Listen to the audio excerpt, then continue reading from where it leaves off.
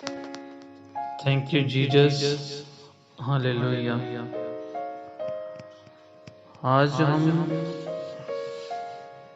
जानेंगे कि हमें कैसे मसीह बनना चाहिए।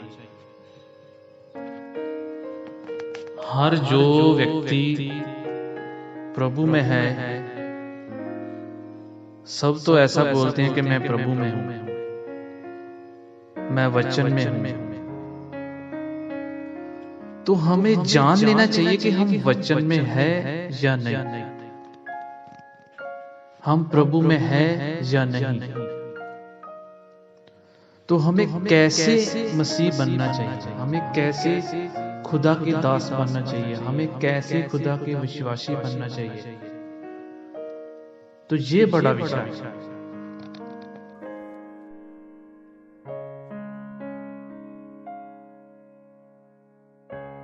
तो चलिए हम वचन के जरिए बात करेंगे। तो जान लेते हैं, हम बाइबल में वचन पढ़ेंगे। पहला तिमोथियस उसका 6 अध्याय 3-4 आयत पढ़ेंगे हम। पहला तिमोथियस 6 अध्याय की 3 आयत। यदि कोई और ही प्रकार का उपदेश देता है और खरी बातों को, अर्थात हमारे प्रभु यीशु मसीह की बातों को और उपदेश को नहीं मानता जो भक्ति के अनुसार है, तो वह अभिमानी हो गया। अभिमानी मतलब अहंकार, घमंड। वो घमंडी हो गया और कुछ नहीं जानता, वरन उससे विवाद और शब्दों पर तर्क करने का रोग है, जिनसे ढा और झगड़े और निंदा की बातें और बुरे बुरे संदेश। तो हमें खुदाबंद ये बता रहे हैं कि हम बहुत लोग आपको मिलेंगे, जैसे मुझे भी मिले हैं। मैं उनका नाम नहीं लूंगा। और बहुत से लोग प्रभु में तो हैं, लेकिन जैसे खुदावंद ने बोला कि शब्दों की हेर फेर की उनको बीमारी लगी है। बीमारी मतलब जैसे कोई पास्टर हो गया, जैसे कोई सेवक हो गया, विश्वासी हो गया, तो वो बंदा जाएगा किसी दूसरी चर्च में, है तो प्रभु में, तो लेकिन वो क्या करेगा, वो सिर्फ वचन लेने नहीं जाएगा, वो तो सिर्फ उनको ये देखेगा कि उनकी गलती क्या है, वो क्या गलती करेगा, कौन से वर्ड बोलेगा। तो बस उनको वो वर्ड नोटिस करने कि ये बंदा यहाँ पे गलत है, ये बंदा ऐसी बातें नहीं की, जैसे मैं बोल रहा हूँ वैसे करे। लेकिन वो खुद नहीं सोच रहा कि मैं अपनी बुद्धि से काम कर रहा हूँ, जो मैं सोच रहा हूँ वो मेरी बुद्धि है, जो मैं कह रहा हूँ वो मेरे स्वार्थ के लिए, क्यों उसमें मेरी इच्छा है, वही करना चाहता है जो उसका मन करता है। वो बोलता मेरे तरीके से ये काम हो, लेकिन वो ये नहीं जानता कि खुदावंद इसमें खुश है या नहीं, मैं खुदा के साथ रिश्ता मेरा कायम है या नहीं। खुदावंद की बातों पे वो कम गौर करते हैं, कम उसमें डिसीजन लेते हैं। तो इसलिए वो बंदा ऐसी बीमारी लगी, शब्दों की हेर फेर की, उन्होंने गलतियां निकालनी है बस। तो मेरा यही मकसद है इस वीडियो को बनाने के लिए कि बहुत से लोग बोल रहे हैं कि मैं प्रभु में हूं, मैं वचन में हूं। वचन में तभी हो सकता है बंदा जो बाइबल पढ़ के, रीड करके, जो वचन हमें बता रहा है कि हमें झूठ नहीं बोलना। हाँ, यस, मेरे को किसी की कॉल आई तो मैं सच बोलूंगा, जहां पे करंट लोकेशन है मैं वहीं पे बोलूंगा। तो वचन जो हमें कहता है मैं वचन में हूं, तो वचन के अनुसार चलना पड़ेगा। तो वही बंदा वचन में जैसा वचन बोलता है, झूठ नहीं बोलना, चोरी नहीं करनी, चुगली नहीं करनी, तो प्रॉपर तरीके से वो वचन में नहीं है। अगर वो बंदा पढ़ के सुन करके उन बातों पे अमल नहीं करता, उन बातों में चलता नहीं है, जो वचन बोल रहा, हाँ यस यार मैंने ये वचन पढ़ा, तो नहीं मैं तो झूठ बोल रहा हूँ, नहीं मेरे को कोई ना कोई देख रहा है, मेरे को खुदाबंद देख रहा है। तो वचन में रहने का मतलब वचन के अनुसार चलना, तो वही बंदा वचन में। इसलिए हर बंदा वचन में बोलता है तो वचन के अनुसार नहीं चलता। वचन पढ़ना आसान है, वचन चर्च में जाना आसान है, लेकिन वचन में चलना बहुत मुश्किल है। जो बंदा वचन पे चलेगा वो खुदावंद से बात करेगा। अपनी क्रूस उठानी पड़ेगी, अपनी अभिलाषाओं को खत्म करना पड़ेगा। इसलिए खुदावंद हमें वचन के जरिए समझाते हैं। इसलिए मैंने वचन पढ़ के सुनाया कि मैं अपनी मर्जी से नहीं बोल रहा। ये हम बाइबल से वचन रीड करेंगे पहले, फिर हम इसमें एक्सप्लेन करेंगे।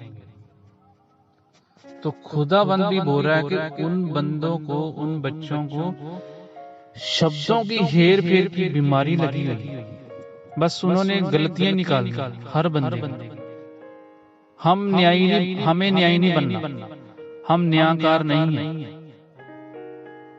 हमें खुदा ने बनाया, जिसने खुदावंद ने जिसको बनाया वो खुदावंद उनकी खुद देख करेगा, उनको देखेगा।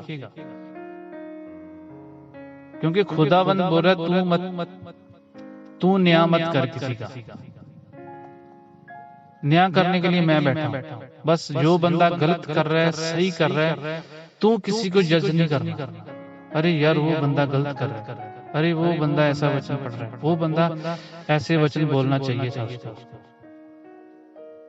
तो इस तरीके से हम खुदा की बरकत से पीछे हट जाते हैं। खुदावंद हमें श्रापित करता है, हमें दंडवत करेगा।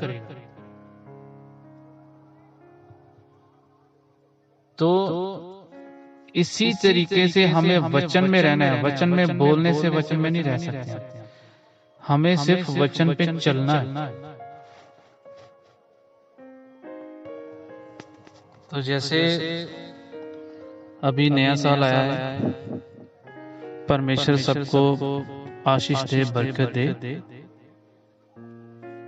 तो नए साल वाले दिन सभी को विश कर रहे हैं, आप खुश रहो, आपका परिवार खुश रहे।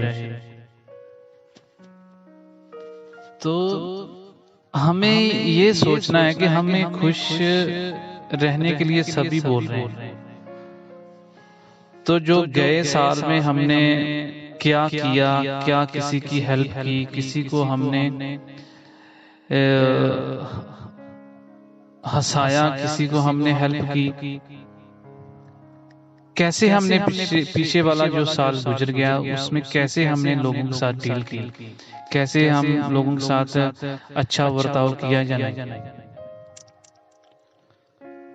हर बंदा बोल रहा है कि आप खुश रहो, लेकिन हमें ये सोचना है कि हमें खुशी तो हर किसी को चाहिए, लेकिन खुश रहने के लिए हमें कुछ करना पड़ेगा।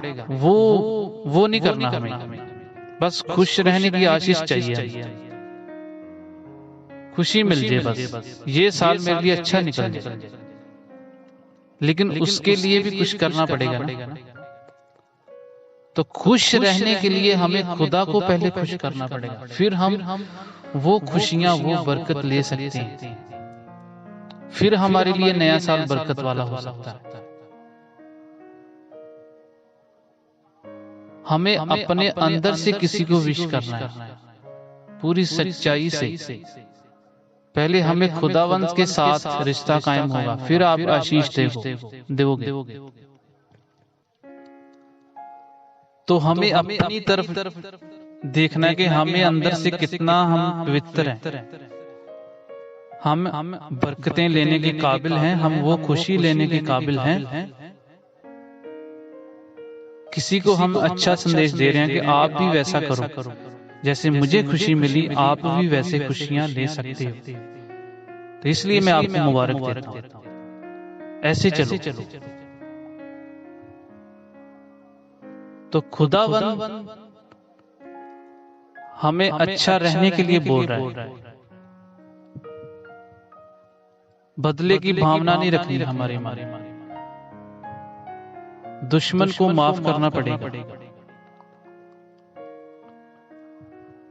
अपने विरोधी के लिए प्रार्थना करनी पड़ेगी। तो वो हम करते नहीं।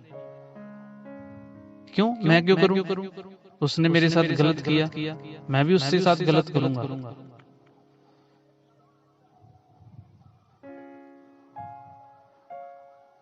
बदला लेने से जो विरोध है खत्म नहीं होता। बदला लेने से और विरोध बढ़ता है। परमेश्वर से यही मांगो कि मुझे प्यार करना सिखाओ, मुझे माफ करना सिखाओ। खुदा मैं आपके वचन में चलूं, जैसे आपकी इच्छा हो मैं वैसे चलूं।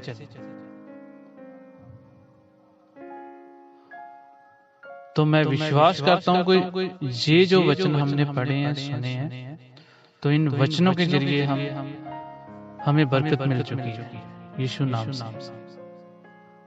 आमीन। God bless you.